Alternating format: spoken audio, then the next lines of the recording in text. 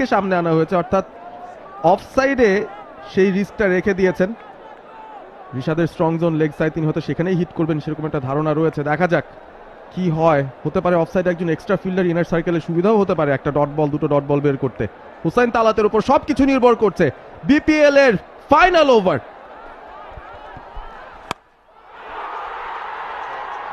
বল কিন্তু হাওয়ায় এবং ডিস্টেন্স ক্লিয়ার করলো, বিশাল ছয় মারলেন রিশাদ, তার ইনিংসের দ্বিতীয় ছক্কা এবং ম্যাচটা কিন্তু একেবারে জয়ের খুব কাছে চলে এলো বরিশাল। 5 বল থেকে 2 রান। শেষ ওভারে মাত্র 6টি রান নিতে পেরেছিল চিটাগং তাদের ইনিংসে, আর বরিশাল তাদের শেষ ওভারের প্রথম বলেই 6 রান নিয়ে ফেলেছে। ম্যাচটা কিন্তু এখানেই আবার দুলে উঠেছে এবং লগনের ওপর দিয়ে যে ছক্কাটা মারলেন তিনি, দেখার মতো শট। ফিল্ডার দাঁড়িয়েছিলেন, তিনি শুধু উপর দিকে তাকিয়েই থাকলেন। বরিশালের গ্যালারিতে উল্লাস, বরিশালের টেন্টে উল্লাস, ওনার্সরা উপভোগ করছেন।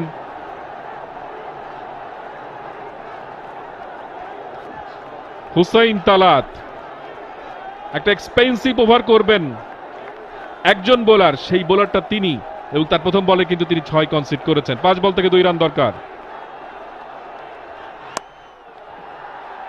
সফট হ্যান্ডে খেলেছেন, খেলেই 1টি রানের জন্য দৌড়। স্কোরটা কি লেভেল হয়ে গেল? স্কোরটা লেভেল হয়ে গেল 194, 7 উইকেটে। 4 বল থেকে 1 রান দরকার। ফরচুন বরিশাল, তারা টানা দ্বিতীয় শিরোপার খুব কাছে চলে গেল।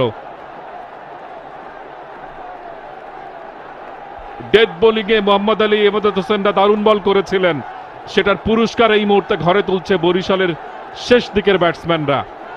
হয়তোবা পুরো ইনিংসে চিটাগাং 15 থেকে 20টা রান কম করে ফেলেছিল। শেষ 4-5টি ওভারকে তারা খুব ভালোভাবে ব্যবহার করতে পারেনি তারা যেখানে ছিল। আলিস আল ইসলামের অনুপস্থিতি আজকে ভোগাচ্ছে চিটাগাং কিংসকে। নাইম ইসলাম তার জায়গায় 2টো উইকেট নিলেও আলিস আল ইসলাম পাওয়ার প্লে এবং শুরুর দিকে যে ইম্প্যাক্টটা রাখতে পারতেন সেটা কিন্তু নাইম ইসলামের কাছ থেকে পাওয়া সম্ভব নয়। Match winning run.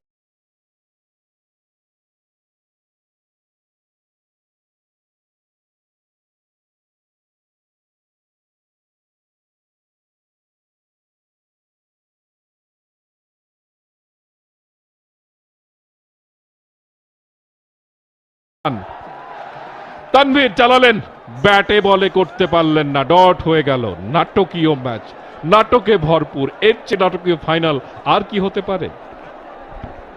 কল্পনা করুন 6-এর জায়গায় যদি 4 হতো, আরো যদি 2টো রান থাকতো খেলার মতো, তাহলেও কিন্তু ম্যাচটা অন্যরকম একটা মোড় পেত। এই জায়গাতেও পুরোপুরি ফেভারিট